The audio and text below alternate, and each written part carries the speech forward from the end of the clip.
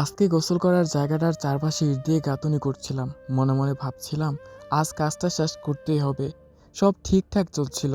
ইট বসানো হলো, গাঁথুনি প্রায় শেষের দিকে। ঠিক তখনই হঠাৎ চোখে পড়ল কিছু ইট শর্ট পড়ে গেছে। মুহূর্তের মধ্যেই মনটা খারাপ হয়ে গেল। এত কষ্ট করে কাজ করলাম আর শেষ মুহূর্তে সেই ভুল। কিছুক্ষণ চুপ করে দাঁড়িয়ে রইলাম। তারপর মনে হলো জীবনও তো এমনই হয়। সব ঠিকঠাক চলতে চলতে হঠাৎ কোনো একদিন কিছু একটা ভেঙে পড়ে। ঠিক তখনই মাথায় একটা বুদ্ধি এলো। ভাবলাম ইট ভেঙে গেছে তো কি হয়েছে, বালু আর সিমেন্ট তো আছেই। আমি বালু আর সিমেন্ট মিশিয়ে আমার মন মতো সাইজের নতুন ইট বানাতে শুরু করলাম, একটার পর একটা, ধীরে ধীরে।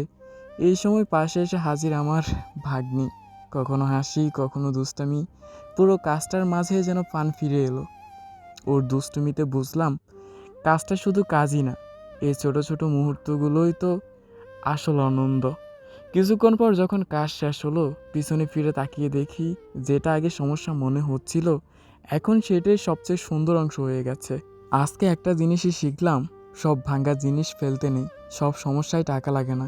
অনেক সমস্যা সমাধান আসে ধৈর্য আর বুদ্ধি থেকে। এই গল্পটা শুধু গোসলের জায়গার না, এই গল্পটা আমাদের সবার জীবনের।